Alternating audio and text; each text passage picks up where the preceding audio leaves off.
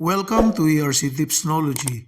In this video, we will be learning how to calculate current in a series parallel and series parallel circuit.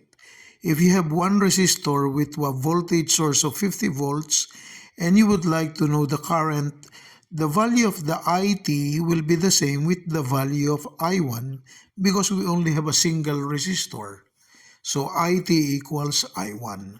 Now if we put two resistors in series to each other, let's say R1 and R2, then the current IT, the current I1, and the current I2 will be equal to each other because R1 and R2 are in series with the voltage source. So we can say that the currents are equal in a series circuit or there's only one current in series. Now let's say we have a parallel circuit connected. Here are two parallel circuits. What can we say about the IT? The I total coming from Vs will be the sum of the I1 going through R1 and I2 going through R2. So the formula will be I total equals I1 plus I2. We call this as Kirchhoff's current law, where the sum of currents coming out of a node is equal to the current or currents coming into a node. So in this case, the IT is coming into the node A and I1 plus I2 are the currents coming out. Now let's say we have a series parallel circuit. Let's make two resistors in parallel and one resistor in series with Vs or to the circuit. So we have the I total and we call this one node A, and the current will go into node A and a current will go out from node A and another current from node A. Let's call them I2 and I3.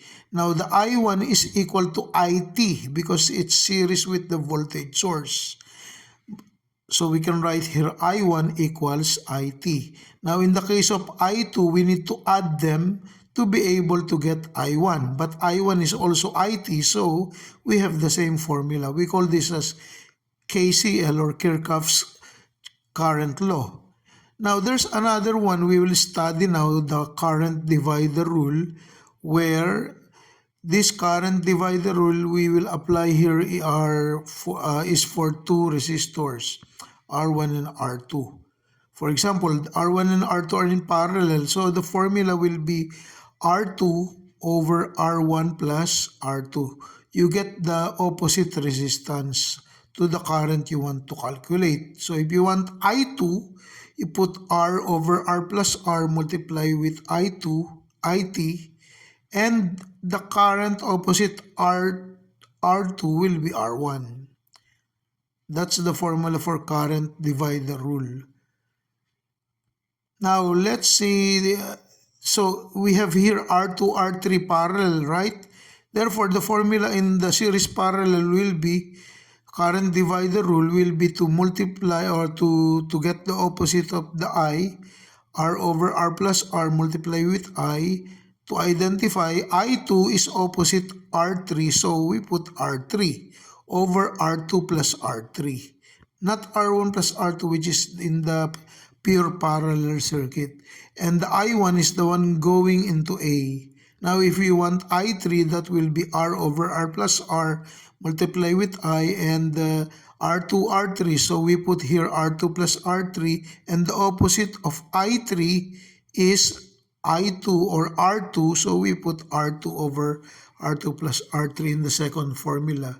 But we still have the same I1 or I total on the coming into node A. So that's the formula for current divider rule in this series parallel circuit where R2 and R3 are in parallel and R1 is in series. You can also use Kirchhoff's current law or Kirchhoff's current law where I2 plus I3 is equal to I1.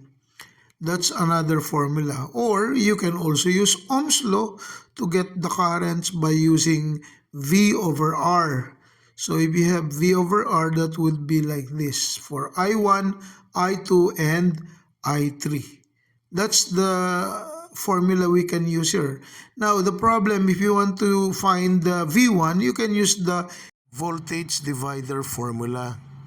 R1 over R total, and the R total of the whole circuit will be the R total of R1, R2, and R3. So that's the another law that we can use. So this is the important one, the current divider rule that we can use, R3 over R2 plus R3. But how will we find R total? After finding our total, we can calculate the I total to get the I1, because I1 is equal with I total. So let's say we want to get the I total, we need to know the R total of the whole circuit, which is R1 plus the parallel of R2 and R3. Let's say you got it. By the way, this is called Ohm's law. IT equals Vs over RT. That's what we can use here. But IT is also I1. That's why I want to calculate for IT. So that after I calculate IT, that will be the I1 also. So this is the current divider rule that we can apply for resistors or two resistors in parallel. Take note, two resistors in parallel and not three or more.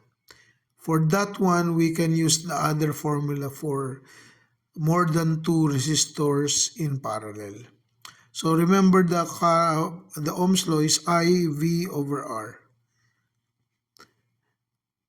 So this is the examples for KCL, current divider rule, Ohm's law, and you can combine all of these rules to be able to solve anything with our circuit calculations. And take note that it depends. If it is asked from you to calculate for you by using a certain law or rule, then you have to follow it. Or otherwise, you may use what you want to use. That's it. Thank you so much for watching this video, and have a nice day, everyone. Thank you, and I hope you subscribe.